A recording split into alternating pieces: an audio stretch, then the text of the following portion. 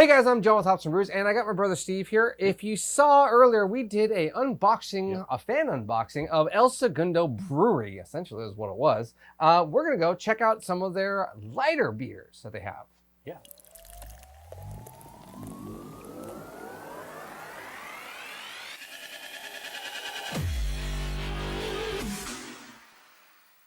So we're going to be checking out El Segundo Breweries, and this is the lighter options that we saw. What do we got? We got the El Segundo Czech Auger, which is going to be the lightest one, which is at 3.9%.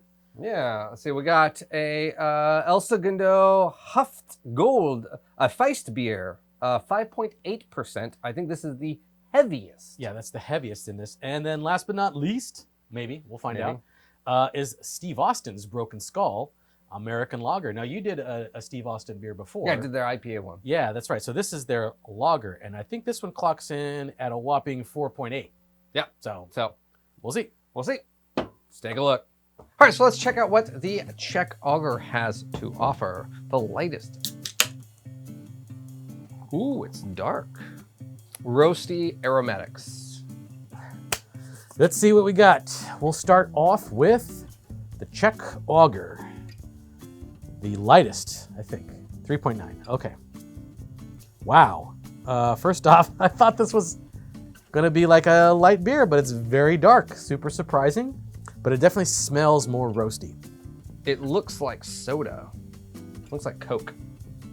Tell you what, right away, the roastiness just hits you aromatically as you're drinking. Ooh. The body's great. Coffee, roastiness at the back end. Body's actually very well medium style body. That's really good. I would say this is closer to like a porter. Definitely more roasty notes to its body.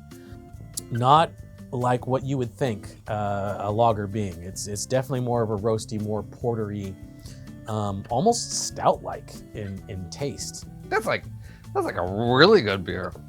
Kind of want this to be more alcoholic. This isn't the type of lager you would probably want after mowing a lawn. This is definitely a dark, roastier, kind of an after dinner, maybe have it with some steak or cheeseburger would be really good with this. So far, a very solid dark lager. I could drink a lot of this. I could drink this whole can. I could drink a couple of these cans. I'm really enjoying this beer. It's fantastic. All right, to the Broken Skull Lager.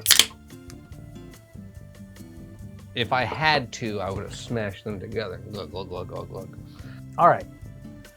Next up, we're gonna do Steve Austin's Broken Skull. This is gonna be American lager. Now that's the color I was expecting. Appearance, right away, it's clear. It looks like a lager. It's actually appealing looking for a lager person. Aromatics, I get kind of a citrusy yeastiness to it, which honestly doesn't sound very good, right? But yeah, cheers. Smells like a crisp lager, almost like corn. Oh yeah, extremely light. Surprisingly, you know how like you get a Corona and you kind of want a little bit of like lime or lemon in there? This tastes like it's got a little bit of citrus in it. Yeah, there's malt. I like that. I like the fact that there's malt. That weird yeasty citrus aromatic at the front, I don't know. I don't like that part, but the rest of the beer is super. Like the middle and back end are actually fantastic to it. It has some cojones in the body. Kind of has a little bit of a tartness to it, which adds to its refreshingness. So I actually kind of like this. I'm not a big, huge lager fan, American lager fan. I've had some craft ones that I've really enjoyed, and I have to say this one's pretty good. Yeah, this is definitely something that is way more refreshing because it's light, slightly sweet, almost no hop profile, but a slight lemony tartness on the back end that kind of gives it an extra refreshness to it. But it's really fantastic actually for what it is. I would enjoy this on a hotter day.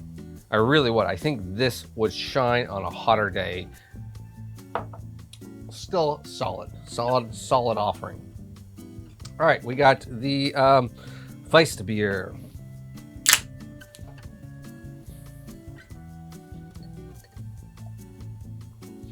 kind of like in between the two. It's golden in color. It's got a little haze to it. Kind of looks like straw gold. Definitely darker than the lager. It's the Festbier, the Hüftgold, Hüft. This one is very, very golden, a lot more than the lager. Oh, it smells like a rich malt, like a really deep sweet malt, kind of like you would want from a German beer. That is 100% an Oktoberfest beer. See, this is what I was looking for more in the aromatics. It's very sweet, light malt aromatics. I get a little hay and I get a little almost oakiness to it. Sweetness, bread, sweetie bread. A little more bitter in the back end, sweet up front, but overall, this is a pretty dang good Oktoberfest beer, German style Oktoberfest beer. This is a solid German style beer. Like if I was at an Oktoberfest, I wanted a sausage. This hits all those points. The most outlandish thing you get is that sweetness at the front. And at the very, very back end, in the taste of my mouth, after I swallow it, I almost get a light honeyness to this beer.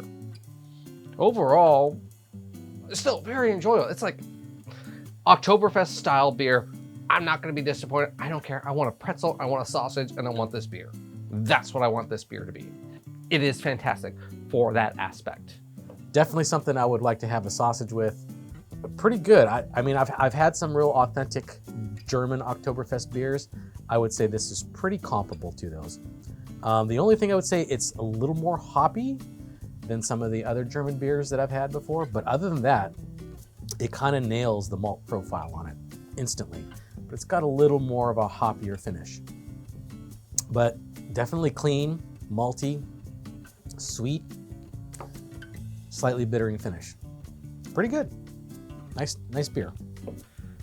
This is though, however, probably the least I would want to continue to drink. These two, I would probably keep in my fridge. This dark lager, I would have all the time. This American lager, I would probably have during the summertime if I needed something a little bit lighter to drink. This, I only want for Oktoberfest. That's probably it. All right, so we got to try these 3 beers. I think we had very similar thoughts on a lot of these things. I think for me, the most surprising was the Czech beer. Yeah.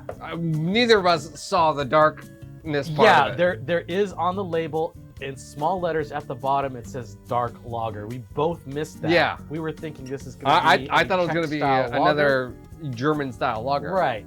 But pleasant surprise, it is very tasty. It is. I totally agreed with your idea of like it's a porter stout. Yeah. It has a much bigger body than 3.8%. Yes, it was surprisingly not as thin as I thought it was going to be. And that's why, you know, if you don't want like a real heavy beer and you want something to go with your burger or your steak, I think that would be an excellent beer to go with. And it's a light ABV, but has the body of like, oh, you have something to complement your meal with and chew with, where it's not the consistency of water. Yeah. The Steve Austin American Lager, at the beginning, I totally agree with you where there's like this citrus thing. I didn't quite get it. To me, I got it at the very beginning, and there was this funkiness to it. It was like, I agree that it almost does taste like there's a citrus note to it. Yeah. Note to it. To me, the aromatics of that was kind of funky, but then the rest of it was really good. And that was my only It's very problem. like corn almost smelling. Yeah. It is weird. It's different. But it tastes fine. But it tastes fine. Yeah, that was exactly the same thing as I said. The aromatics was a little off, but the middle part and the end part was like, this is a great. I want to mow my lawn with this. No, this is a great. I want to have barbecue. Ice cold, refreshing beer to have. Barbecue, like you said, barbecue. Yep. I would totally drink that beer on a hot summer day. Yeah, exactly. You know, the what is this? The Festbier. This one again, just solid German. Yeah. Oktoberfest. I wanted to have a sausage, a salted pretzel. Yeah. The only thing, so my pick actually still was in this exact order. I thought this one was the best, and I thought this was second, and this is third. Okay, so in my opinion, I would have to say it's very hard for me to judge because they're all different for different situations. They are.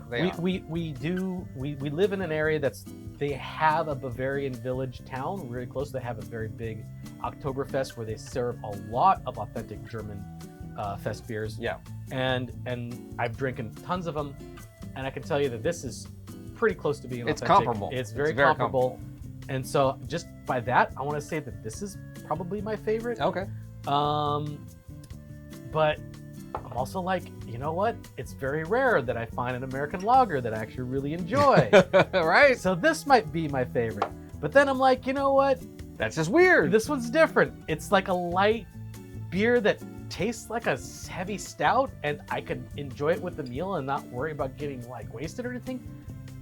That might be my favorite. I don't know. They all had their own individual points. Yes, I agree with that. That made me think, okay, this is really good. They're kind of hard to judge as which one I thought was the best.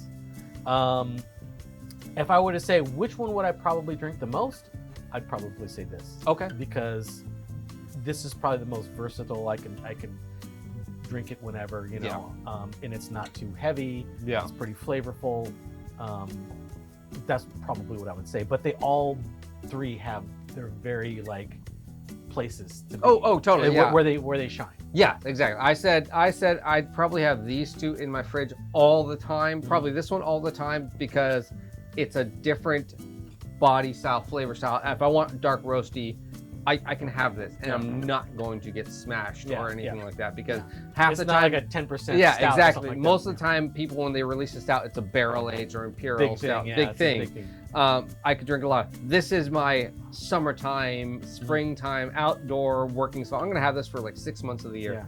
This I would only have for 1 month of the year. I want it with sausages, yeah? Yes, exactly. And that's exactly what I was pointing at. And so that's what I was like, oh, okay. I still think it's a pretty good beer, I think it's a great example of it. So, but the one thing I think, so far what we hit out, is this is the first video, El Segundo doing a very good job. So far. I thought body-wise, yeast, hop profile, malt profile, all of these hit really well. Yeah, they all hit the right notes. So if this is a great indication of what El Segundo can do with some beers, if Steve Austin is endorsing them, heck, man, there we go. If he likes those beers, but they are proving to do other styles. I can't wait to try some of the other beers that we got in that package. So there we go. So if you're in the Southern California area and you check out El Segundo Brewery and you're looking for a variety of stuff, maybe some lighter stuff too, because you want to do some beer hopping and you want to have some beer, but keep going.